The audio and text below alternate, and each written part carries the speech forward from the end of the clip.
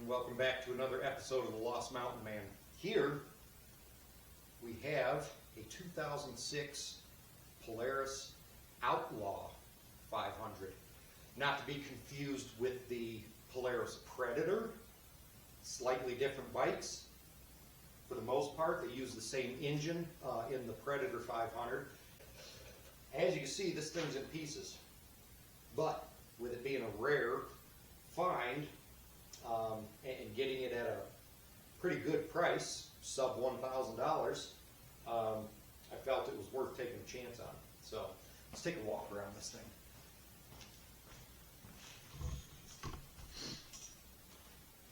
So you see bits and pieces, airbox, guard for the exhaust.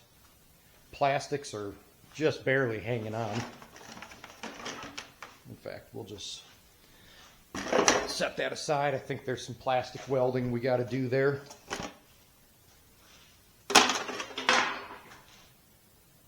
Look at that mess. We do have both headlights. That's nice. So I could probably just get some bulbs in there, make sure that I have all the mounting brackets.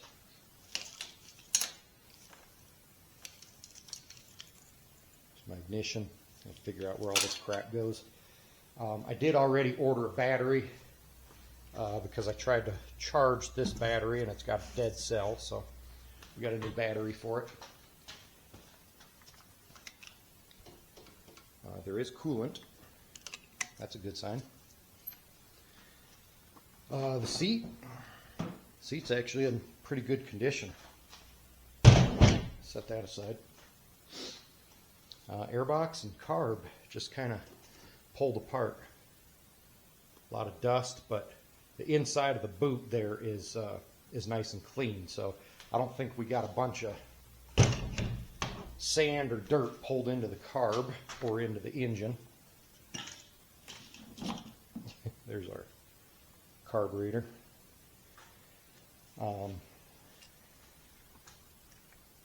It's dry, so who knows how long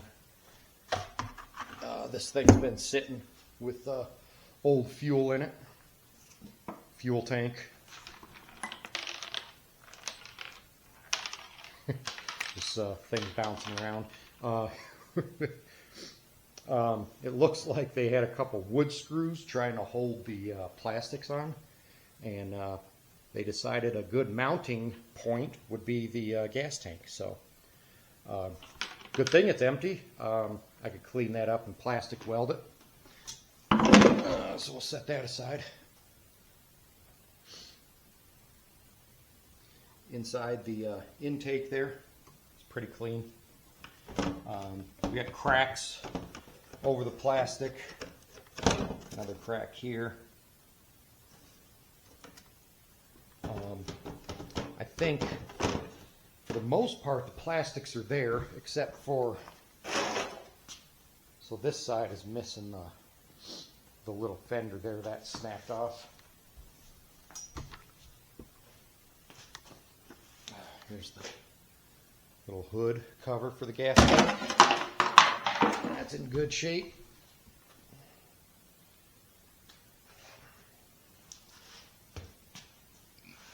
Tires are, they hold air, and they're not horrible. I think I might be able to run those for a little bit.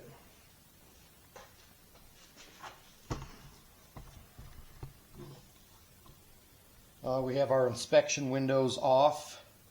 So someone's been trying to get this thing working because the valve cover was pretty much just loosely put on as well. So let's pull this off.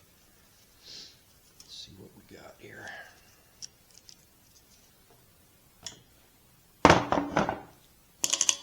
Set that aside.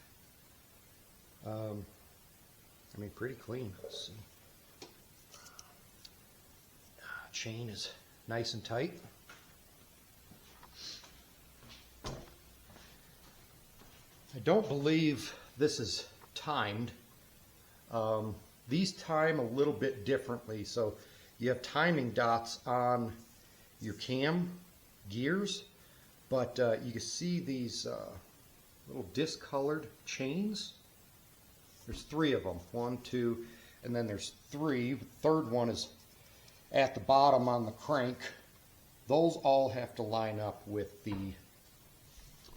alignment dots. And we'll check to see if we're anywhere near timed on this thing.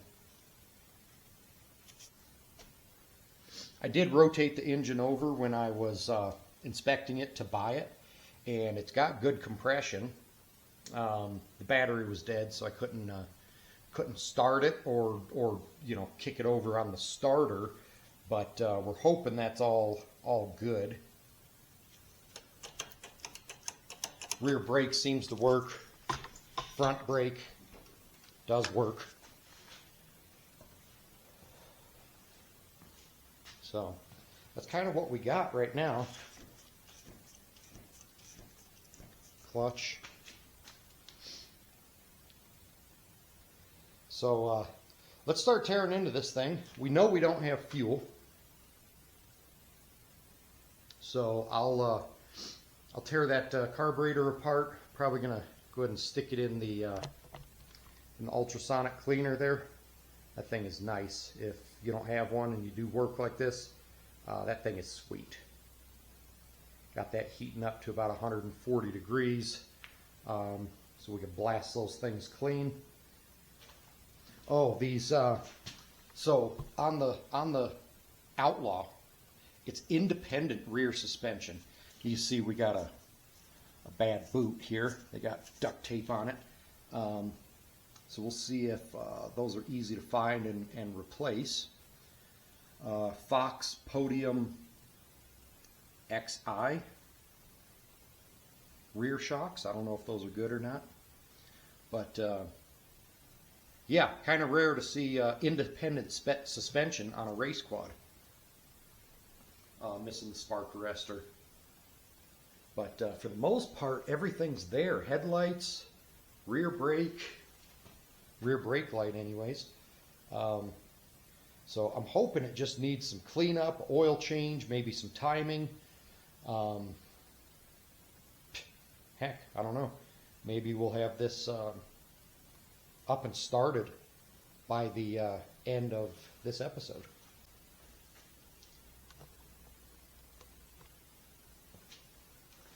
So since we're already here, let's go ahead and tear into this carburetor. Got our JIS, Japanese Industrial Standard screwdrivers. That'll help us not strip any of these screws out. They appear to be in fairly decent shape. So there's our idle adjustment.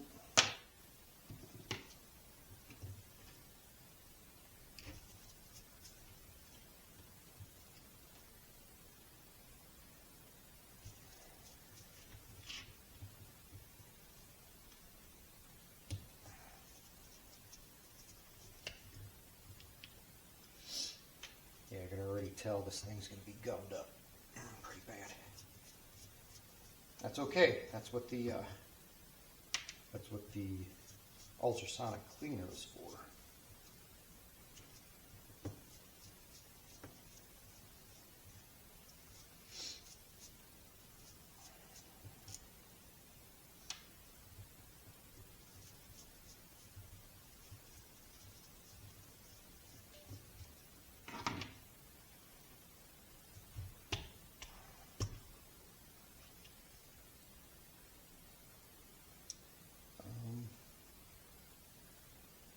Surprisingly, that is actually pretty clean. Little bit of debris in there. I'm actually really surprised. I wonder if they drained this thing. We do have a pinched O-ring.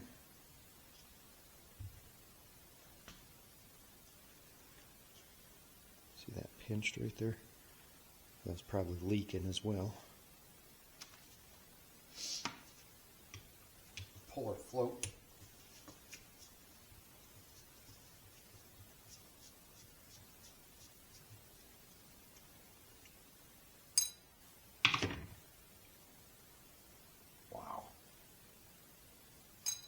wonder if this was rebuilt.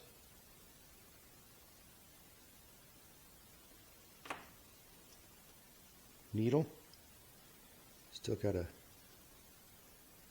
nice tip. The rubber feels pliable still. Float's not cracked. No fuel sitting in there.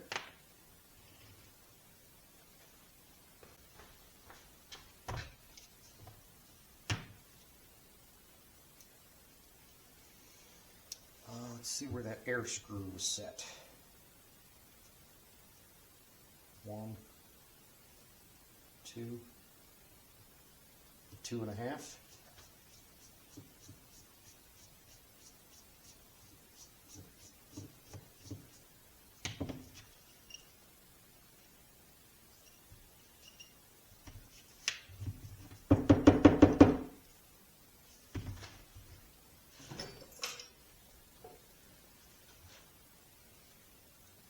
Spring.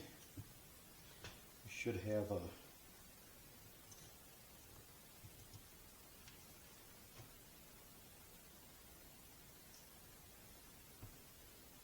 there's no washer or O-ring,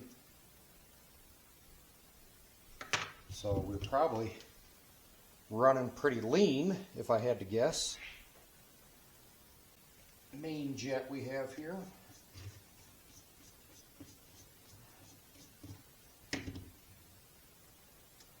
So,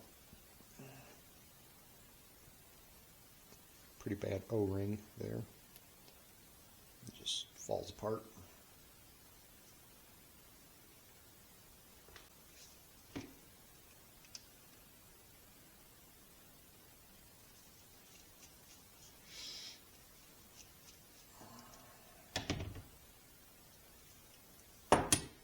So there's the needle jet. That looks fine.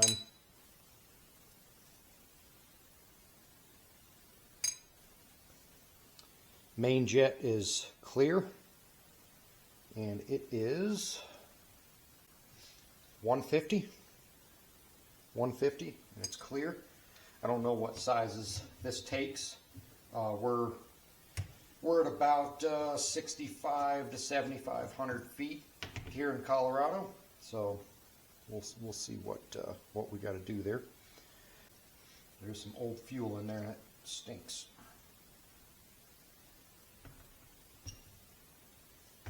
Let's see, what do we got here?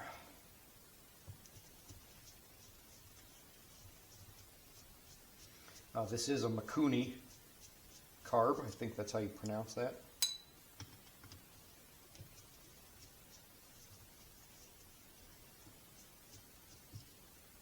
So it is the OEM carb, at least. Doesn't look horrible, but we are definitely going to replace that diaphragm anyways.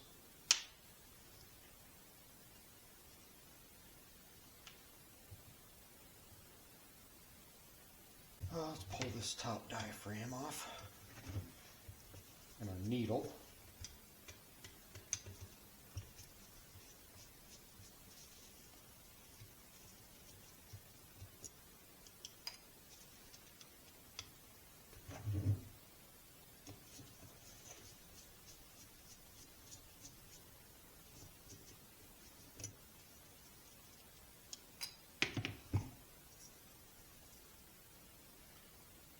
Got our spring.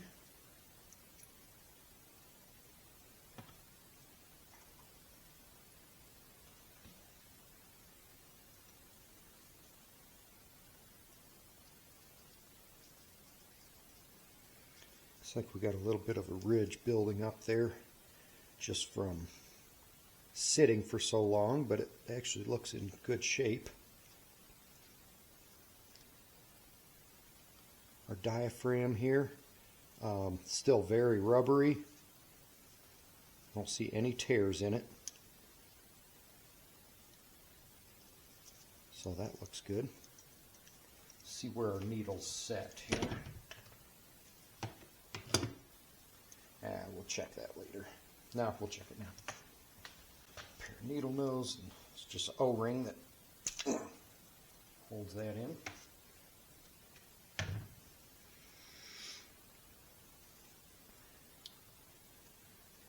Set that aside. Yeah, the needle looks pretty good. So you have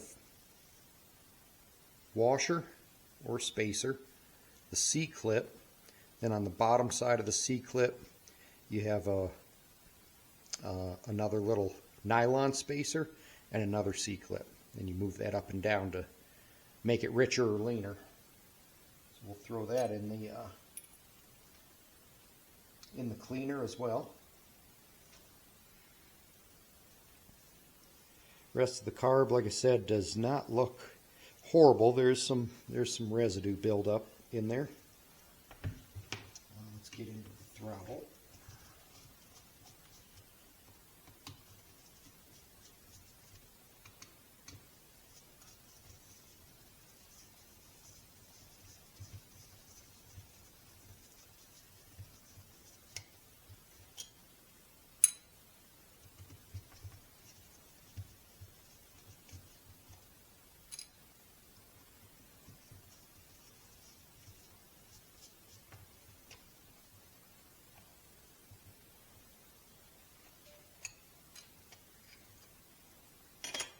Missing the O-ring there.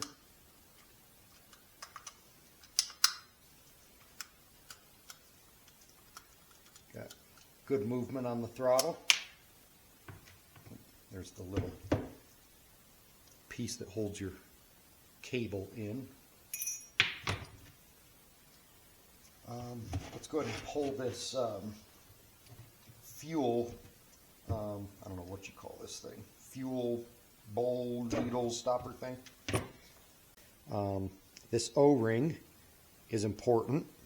As that gets old or cracked or doesn't seal right, just continues to allow fuel into the bowl.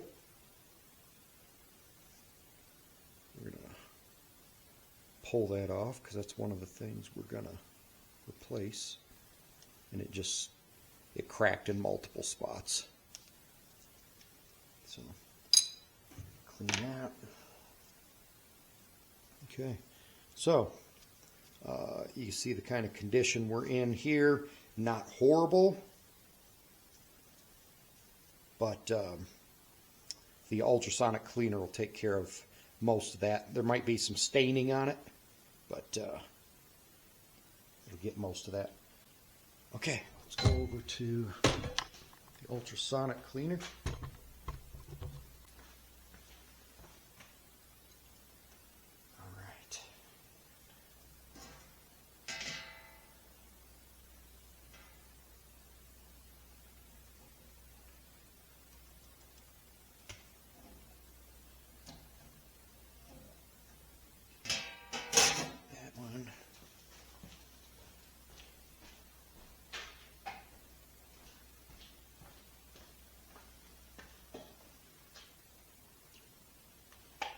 All our teeny little pieces are going to go in their own little bowl. Drop that in there. Drop the bowl right in there. And now we're going to set this for let's just go 30 minutes. And we'll go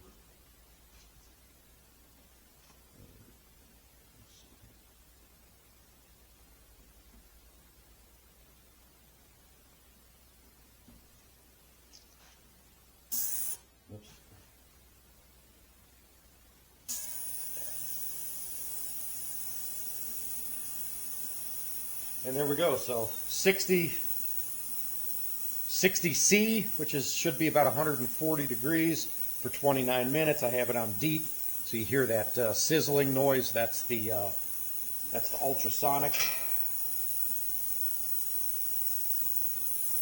and you can just see it start to bubble, and it'll pull the dirt away. So it just sends intense sound waves. Timing is way out on this. So we are going to have to drain the oil and make sure that our bottom link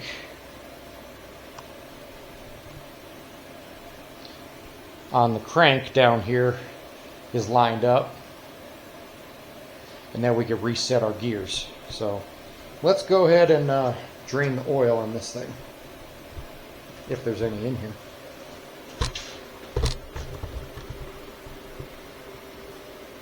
Okay. Starting with a clean pan. So we can see if we have any trash or debris that comes out of this thing.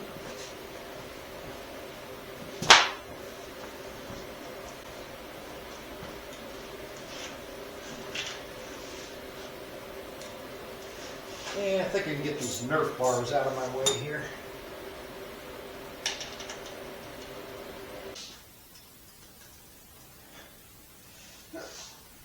Okay, got it. Folks, those don't need to be that tight. All right, let's see what we get.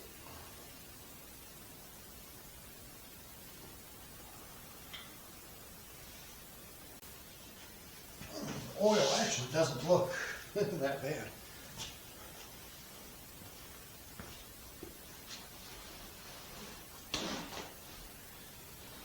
Let's see what we get on the magnet here.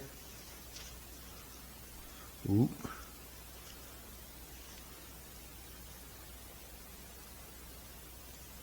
I got some chunks.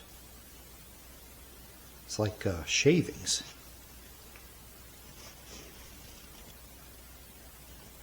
There's one right there. Huh.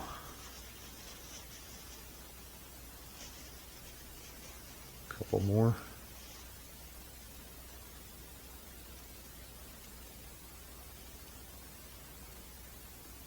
Huh. Well, that's not good.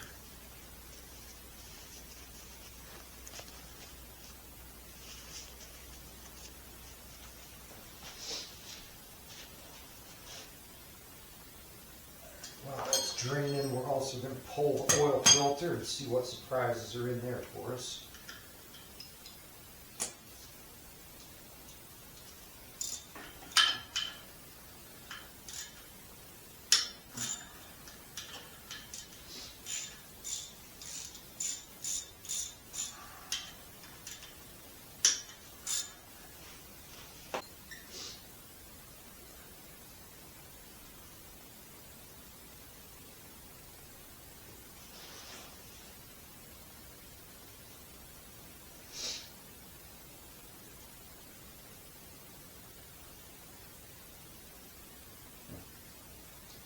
Don't really see any metallic flakes or anything in there.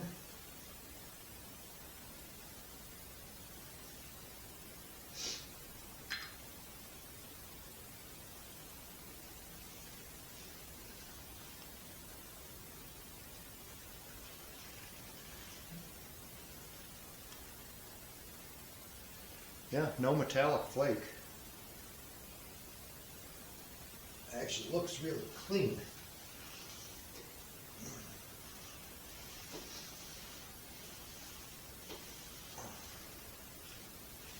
So that's a good sign.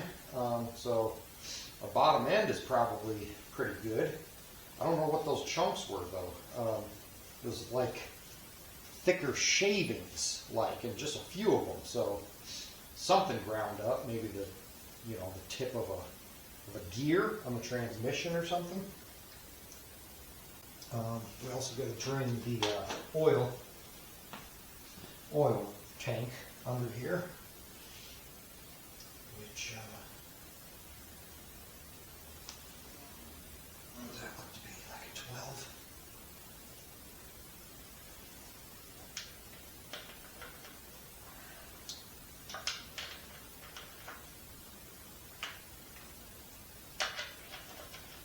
Actually a 14 millimeter to drain the oil tank.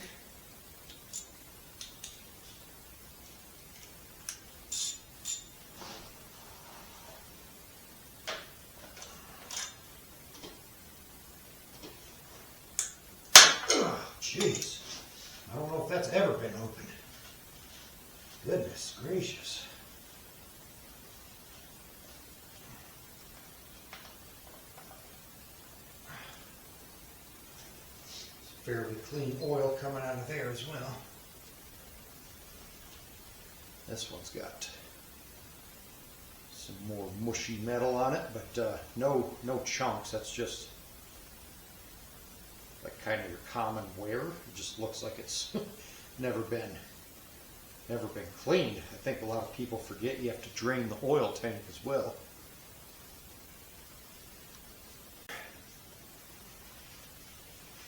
All right. Okay, so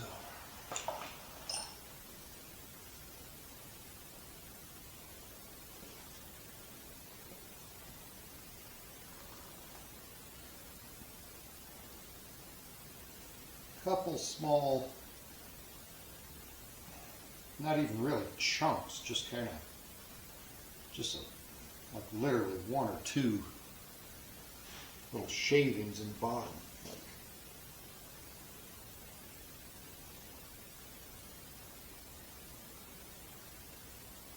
Could even just be leftover debris or something.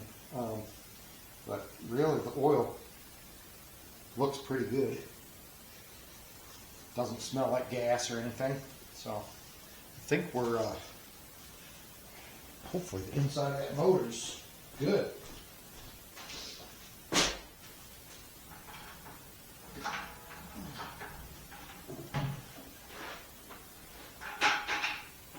Yeah, I'm actually pleasantly surprised what that looks like in there.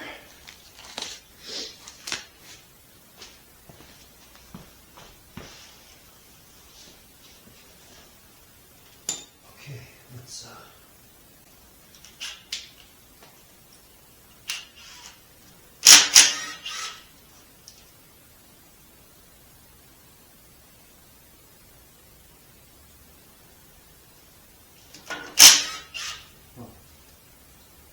one of those is kind of spitting out a little bit of moisture.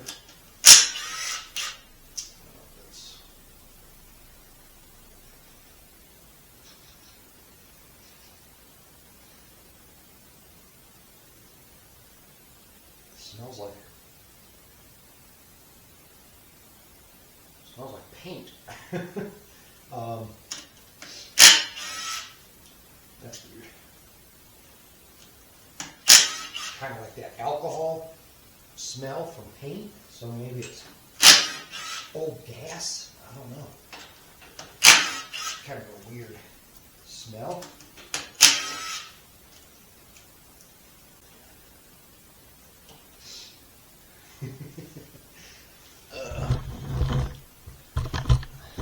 This is going to be some of the things I'm probably going to find on this thing. But there's a beer can, a beer bottle top. And I'm guessing it's beer because you had to have been drunk to put that on there like that. Hopefully, again, that's not a sign of things to come. Okay, let's pull that beer can off there. That is a Torx, of course. Polaris.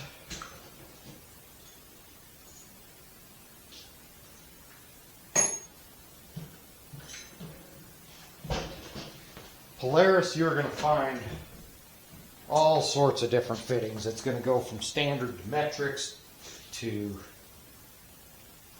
Allens to Torx to 6-point to 12-point. They're ridiculous. Whoever's up there in Polaris, engineer, I don't know, might need to rethink life a little bit.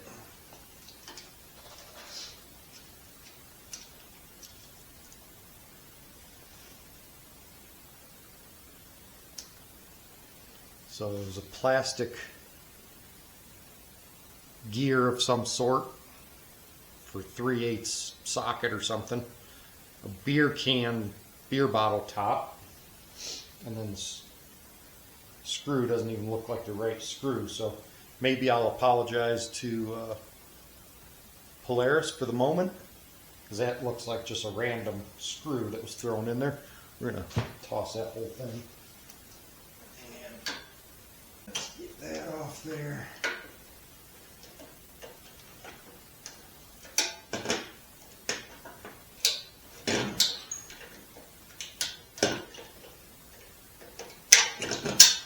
That out of there. All right, let's see.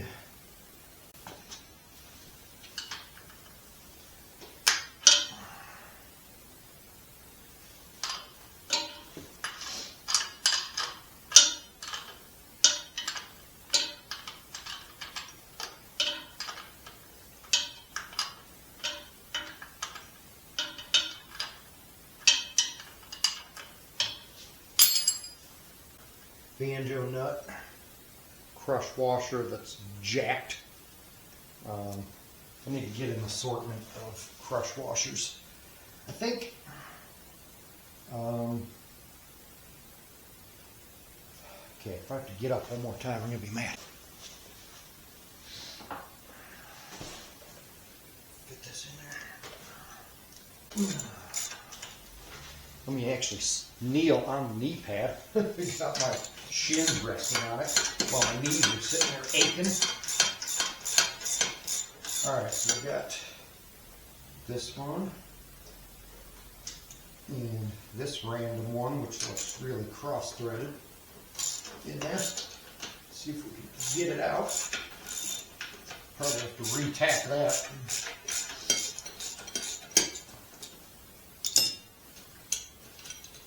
Yeah, it's not even the right threads. Okay, and we got that out of the way at least. Let's throw that away. Yeah, they jacked those threads. We're gonna have to re-tack that one. Okay, let's get our 8 millimeter.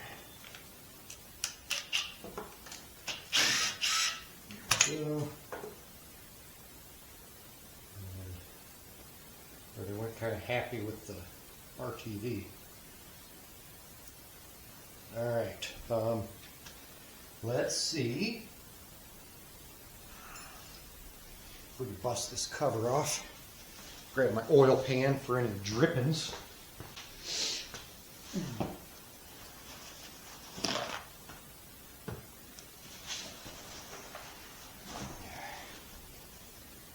And and just like that, we're off. There.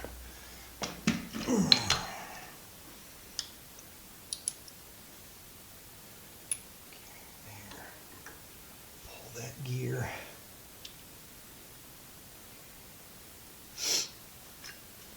All right, so now we need to rotate this engine again, top dead center. This timing dot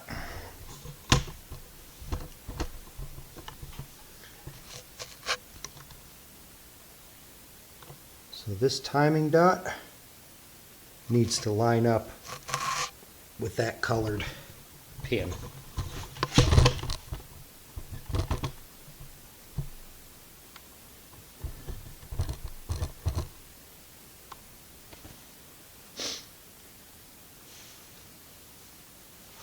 So let's rotate this.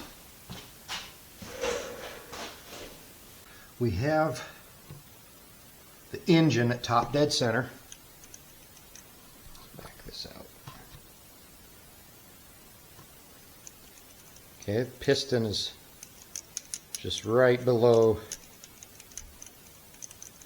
the spark plug hole. And the timing mark is, hang on.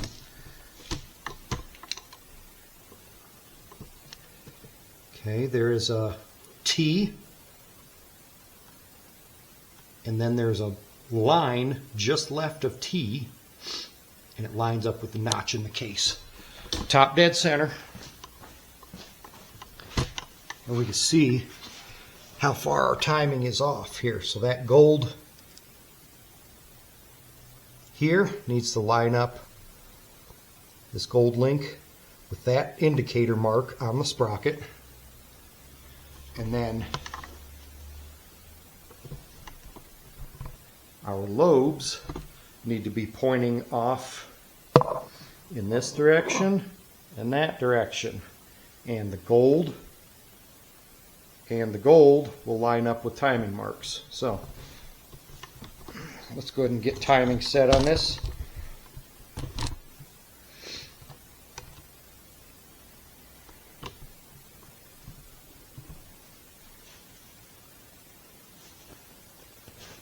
So we can walk this chain over.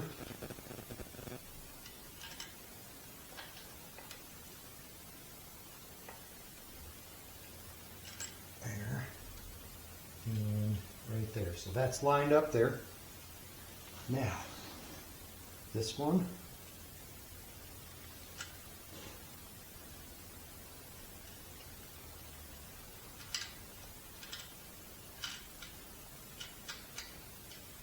Right there. Still lined up down there. Lobe is pointing outward here. Now this one, I need to rotate.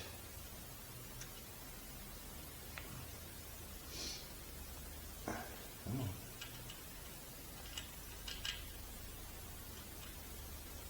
on. This way.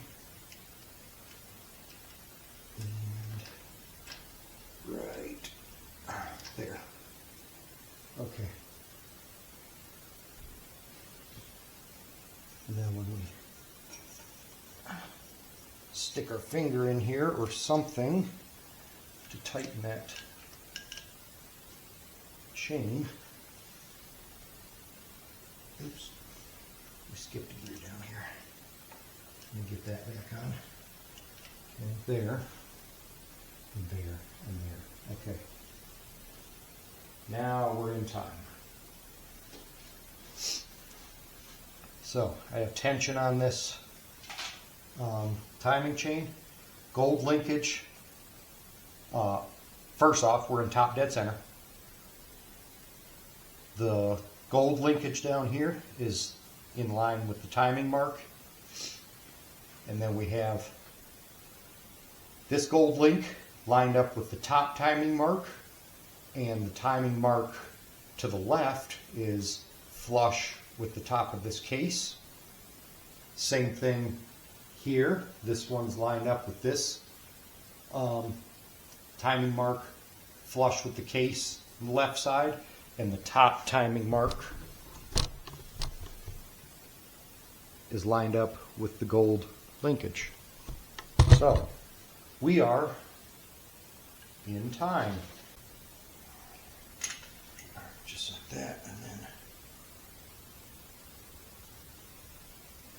around with your finger and dab it.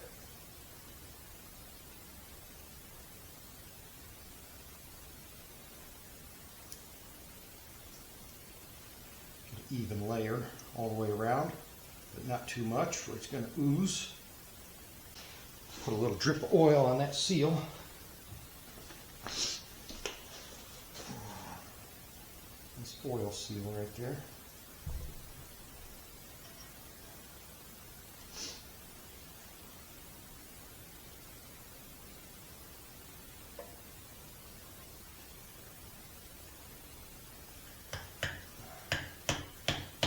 Okay, just like that.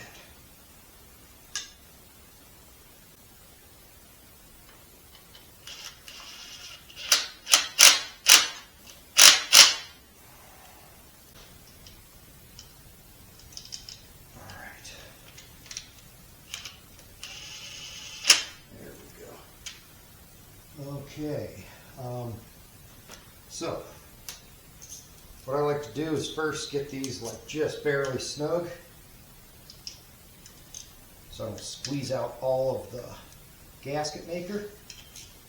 Let that set up about a half hour, and then I'll go ahead and tighten those to 97 inch-pounds. Just like that.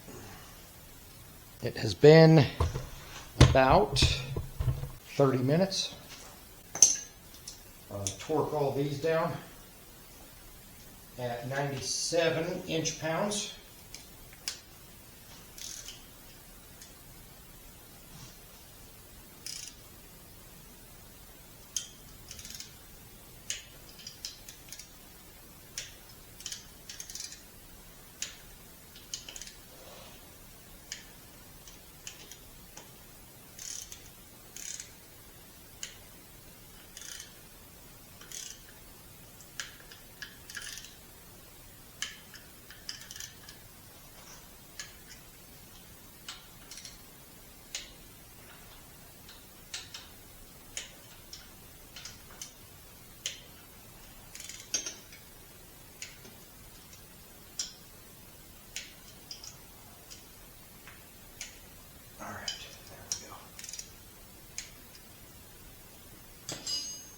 Okay, we have some wiring to go through. There's wires hanging all over this thing. I got speaker wire jumping from here to there. I got jumper wire with speaker wire tapped in here. There's a lot we have to go through. So this is kind of a mess right now. We have off of our ignition a split red with a black stripe jumping up over to a red with a white stripe. Red with a white stripe on this bike seems to kind of distribute 12 volts to everything. So what were they doing here? I don't know yet. It's going to take a moment to sort that out. But what we're going to do is get rid of all these jumper wires and I guess just kind of see how we end up with things. I have a set of speaker wire here that was just wrapped around some splices with some electrical tape. So there's one chunk gone. Let's look here off the ignition. Here we have another split here, and this is not how you splice in wires. You don't just wrap it around and then wrap duct tape around it, and you definitely don't use speaker wire. And then again we have this red and white up top here that was spliced in with some black wire down to speaker wire wrapped around the red and black on the ignition. So let's cut that off.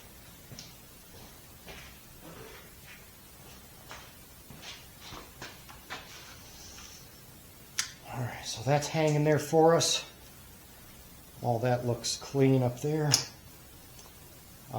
We have just a random ground running here to a Torx. Get that off of here.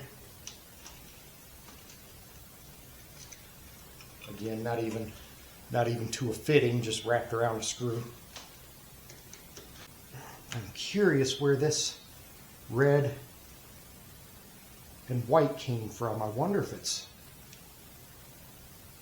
tucked up in here somewhere. Because we have two red and whites coming down from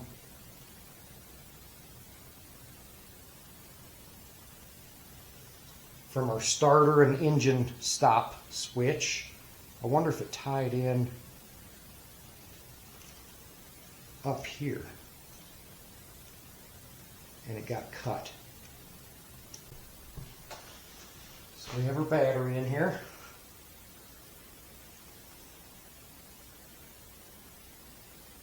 Our ignition.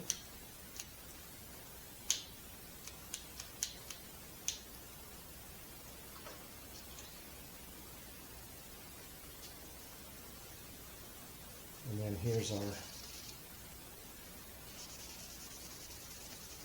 indicator light, which that's actually still really clean. Just wipe the dirt off so I can see there. And then this is lights. So we're going to leave that hanging. Ignition here, make sure none of these splices are touching. Okay, so if I plug this in and hit the starter, is this going to catch on fire? Let's hope not.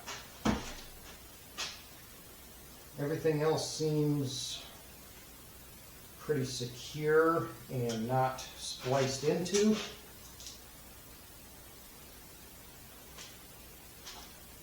So let's, I don't know, let's see what we get.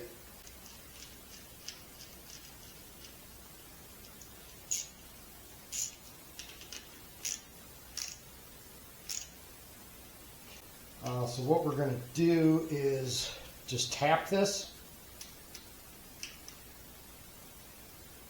Okay, let's turn it that way. Okay, so the key was on, now it's off. So that at least works because I heard it spark at first. When I touched that,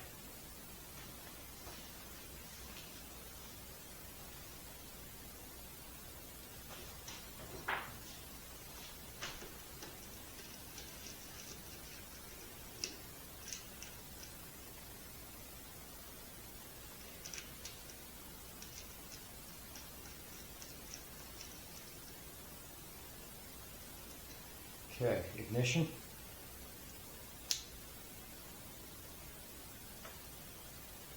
Hey, looky there, we got neutral. Got our neutral light, that's good. Okay.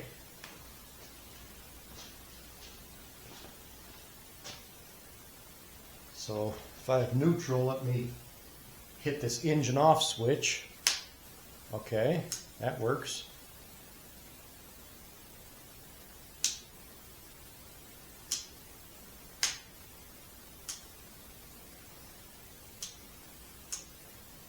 Yeah, I think that switch doesn't activate every time.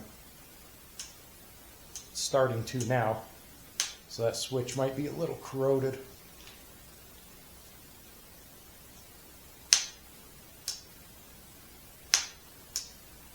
Okay, so we got that. Let's hit our starter switch. What?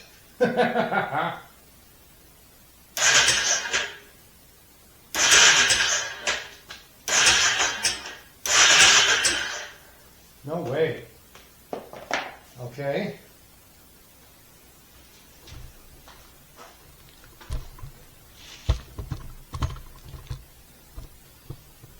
So if you watch our cams here, I hit this starter, you'll see that rotate over. Okay, let me switch this to off. Nothing. Okay, switch it to the other off. Nothing. Wow, okay. So, do we have spark? Okay, I'm going to hold that with some pliers because I don't trust that that's going to be insulated at the moment. I don't want to get sparked. Okay.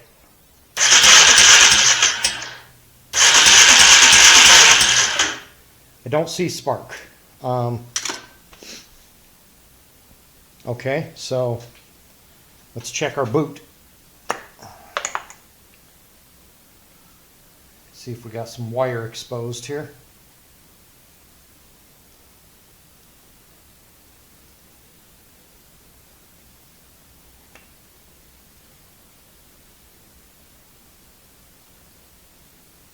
And I don't see any wire exposed.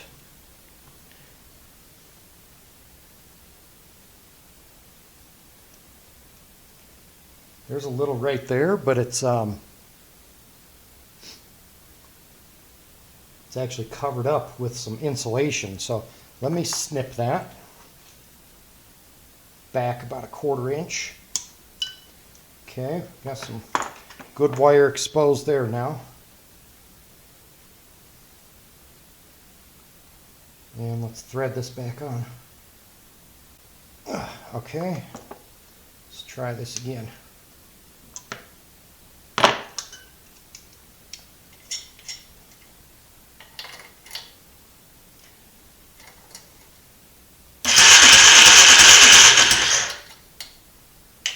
Make sure it's got a good ground. Let's go right down here.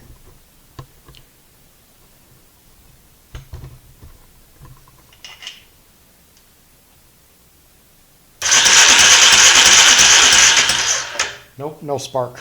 Okay, right here's our coil, and that wire is extremely loose. This is the terminal that came off earlier just by touching it. Comes directly off the CDI. So let's put a little crimp on this. Okay, that's a good tight connection. Let's check this. Okay, that appears to be okay. All right, let's see if we got it back now. No spark. Sometimes we need a brake switch to make before it will allow spark. So let's, so we got our brake switch here. Let's see if this is working. Let's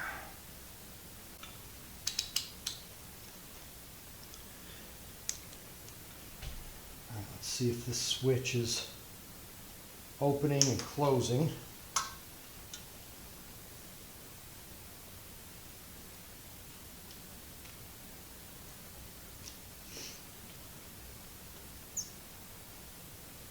Okay, opening and closing. So let's plug this back in, and let's put the emergency brake on and see if we get spark now.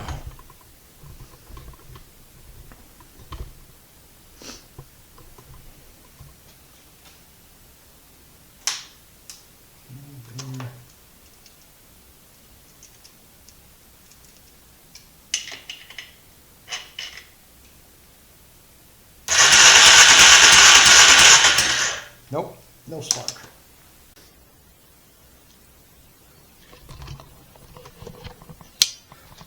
Okay, something I almost forgot about is our ETC, our electronic throttle control. So our carburetor's not hooked up. So I was like, oh yeah, there's a switch in here. So here's our carb cable. So this is loose. There's 2 contacts in there that close if you, let's say your throttle breaks or something, it'll slam those 2 closed and stop spark. So check this out. I put a zip tie in between that switch right now.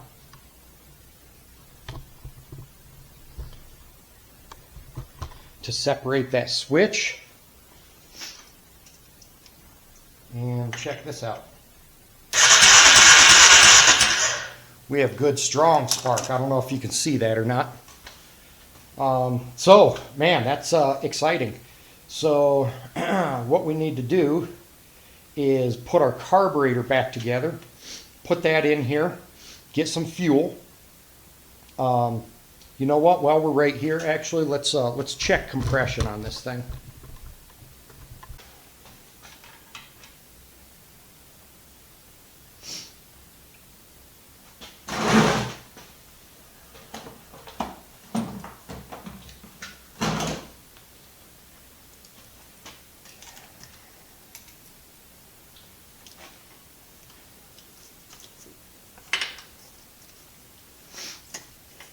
All right, let's set that right there.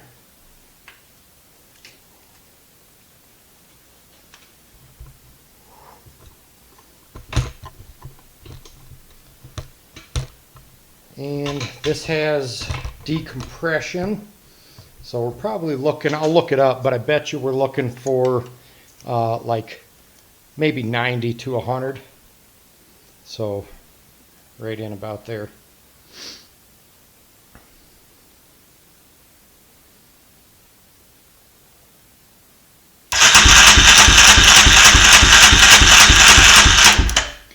Wow, we have good compression.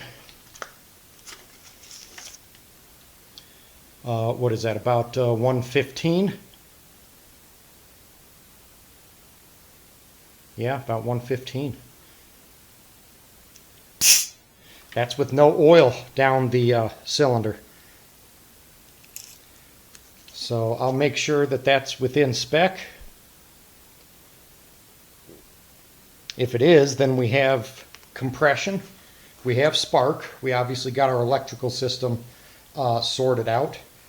We will throw the gas tank on here in a minute and see if we can fire this thing up. But first, we need to go to the bench and get our carburetor rebuilt. I'll show you a couple things that I found wrong with that.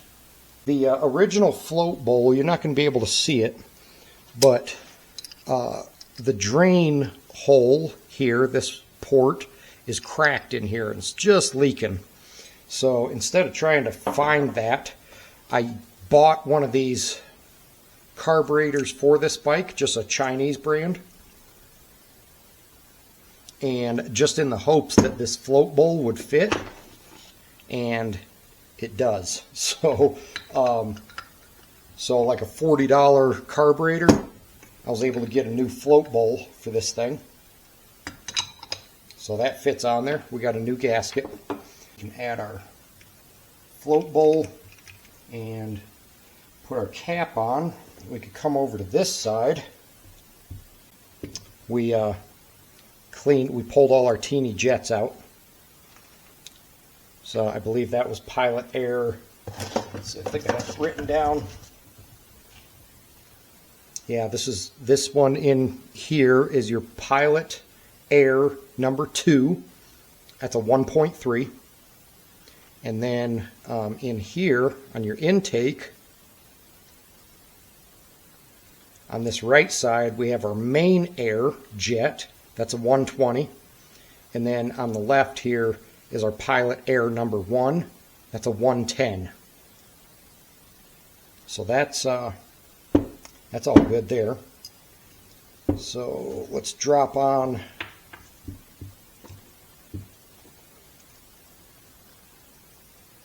our diaphragm, and let's double check that needle position.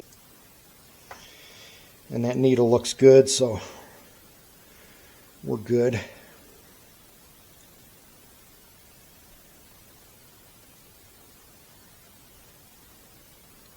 And that's where we were set. So top clip is in the second position, then we got a spacer down to a clip in our last position. So we'll drop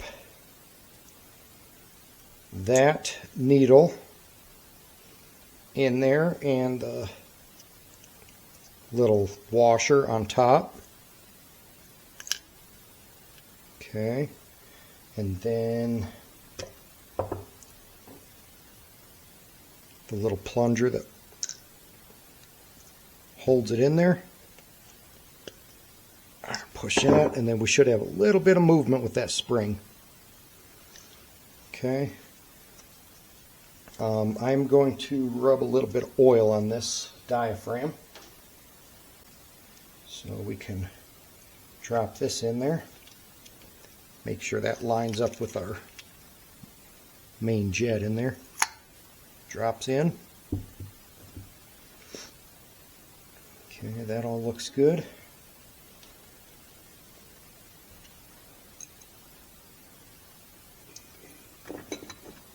And we have our spring and our cover.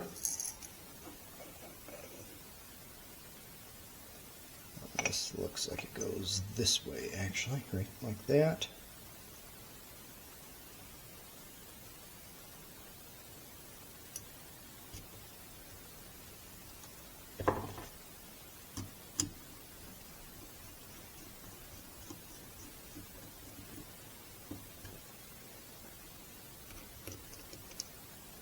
And 2 screws there.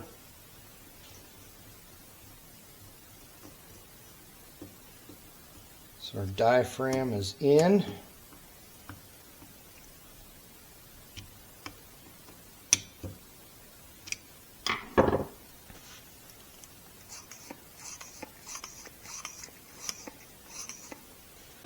Okay, we're back. So we did get the carburetor rebuilt and installed.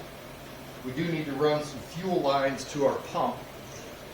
There is a port on the casted intake side of the engine, just in front of the carburetor, that is going to run over to the pressure port on this fuel pump.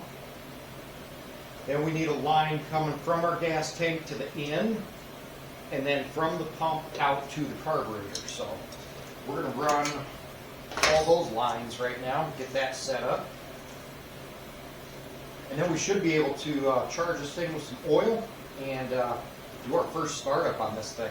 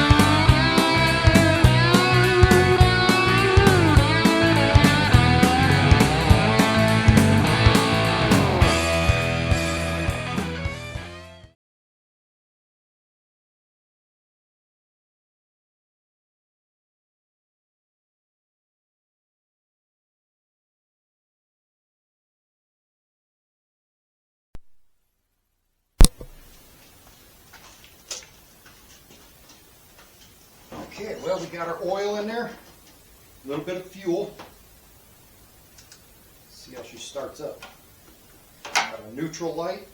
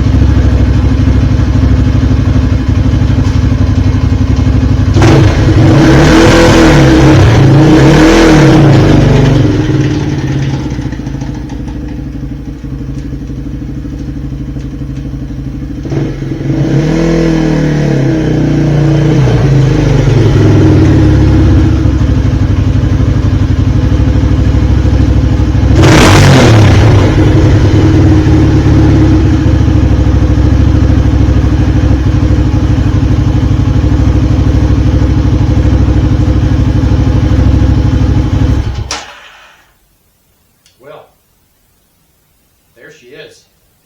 I think sounds good. I can tell, I think we're rich, we're just a little bit rich on the jetting. So I might drop that down one size, but we're good. So thanks for tuning in. Again, this is the 2006 Polaris Outlaw 500. Catch you on the next one.